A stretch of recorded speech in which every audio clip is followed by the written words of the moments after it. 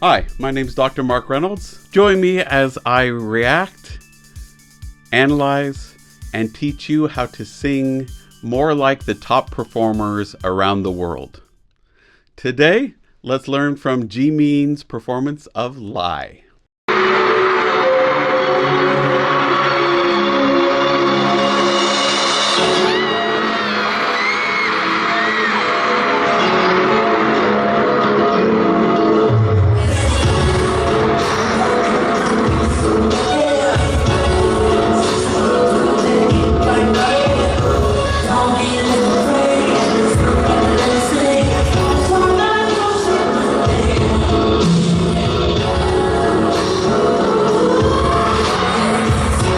First thing I want to talk about here is what we do before we perform something. Now, I realize at the beginning here, what he's doing with his body is part of the choreography of the song. It's part of setting the mood. I get it. Get that.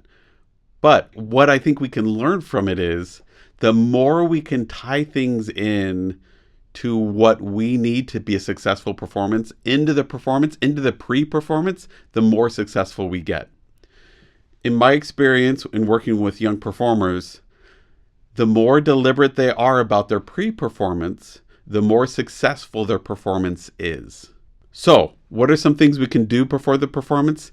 Well, just about anything we can do to get our body to be more relaxed, unstressed, to release the muscles and any excess unnecessary tension. So stretching, meditating, breathing exercises, all those kind of exercises just to get the body prepared and limber so it can respond to the impulses are really, really important. The second thing is before the performance, before the song, if we're already on stage, taking a moment in our brain to really locate ourselves in the context of that song. Where are we? Who are we talking to? What's going on? What am I feeling? And letting ourselves be there before the song. If we wait until the song starts, then it's already too late. We see that before this thing even starts, they are all right there. Love it.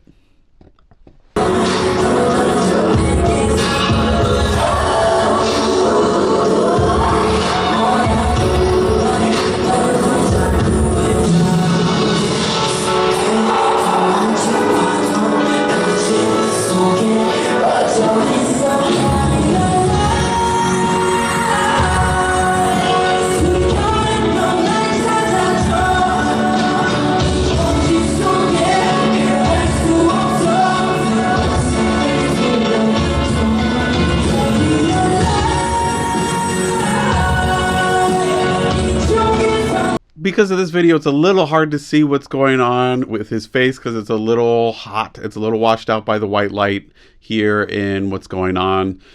But what we're hearing in these lower range, he's keeping it really speech-like.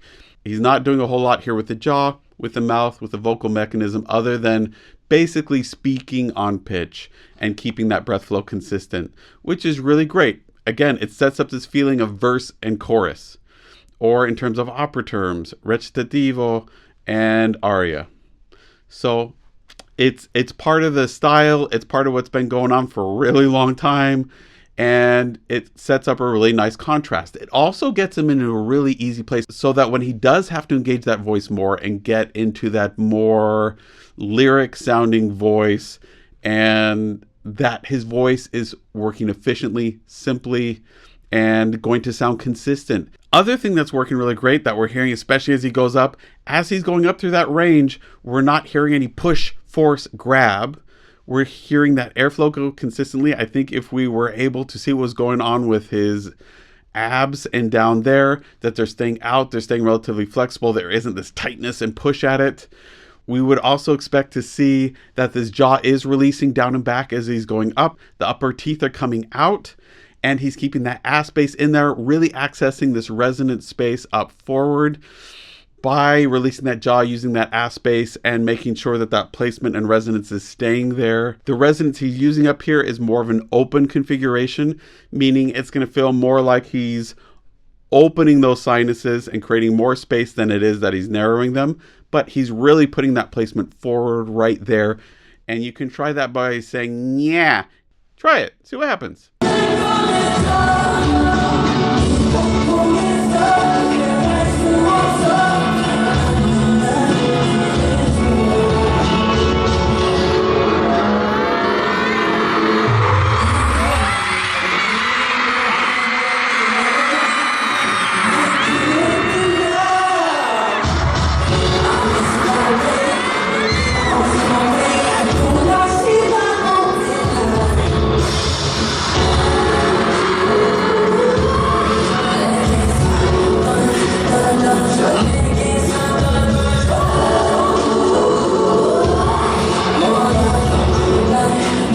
One of the things that I find so impressive, and I've mentioned in other videos, but I'm watching here and the sound stays so consistent even though there's so much movement and such abrupt movement.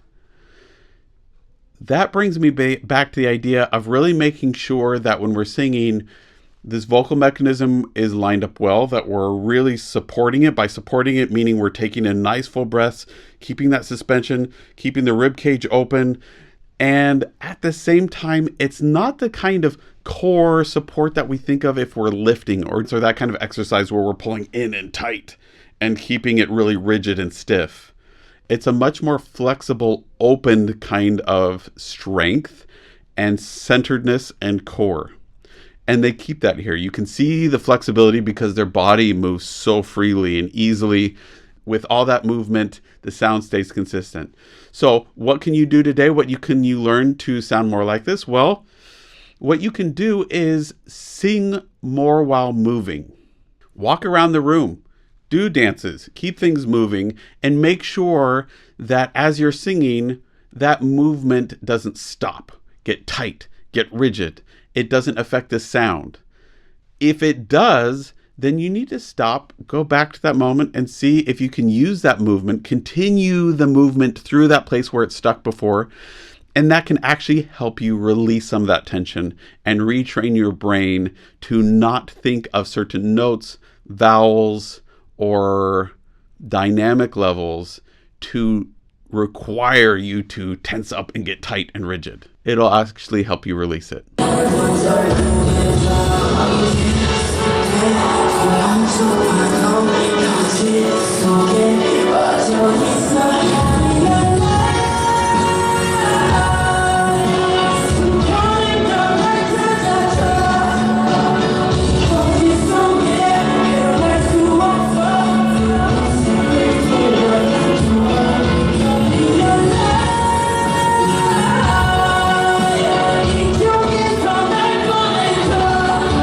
Quick note on the costumes. You notice what's going on here?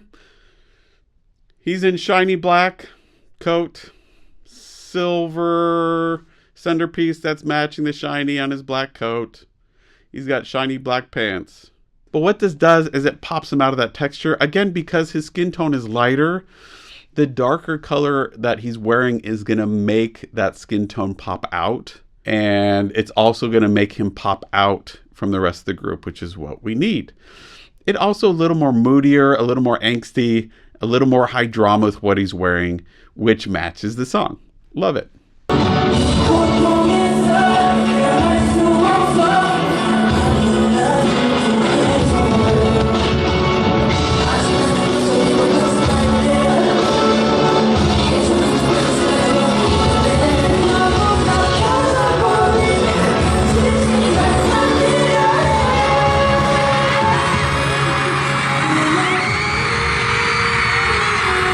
Awesome.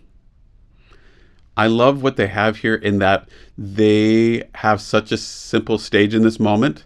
Yeah, the lights are doing a lot. They're helping with the mood. They're going from red to this kind of blue purple and helping us feel these different emotions and ground us in what's going on in the storytelling here. But they are creating so much visual interest with the different layers that they use. They're using the ground, they're using kneeling, they're using standing, then they're using this where they're lifting them up into the air. So awesome. They're creating their own set just with the bodies. Love it.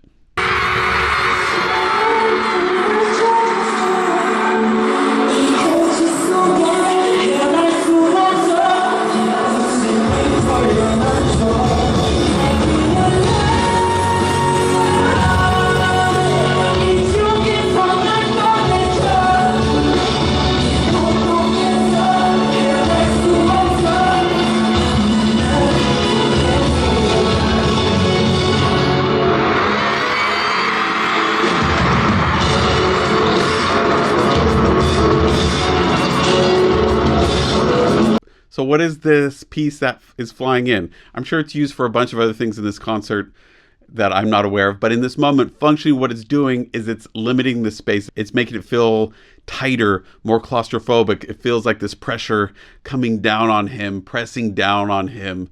And is it successful? Yeah, it's like these hot irons that are pressing down onto him. Love it. So cool. There's also something really exciting on stage. I'm watching something unfold and transform in front of you.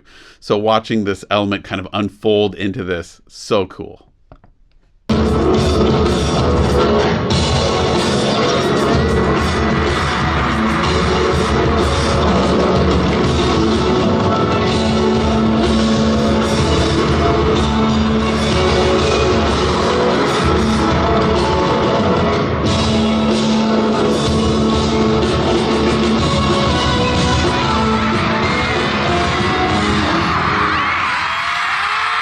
Fake ending. We hear this musically all the time where it sounds like it's over or like it's making a cadence and it doesn't and keeps going.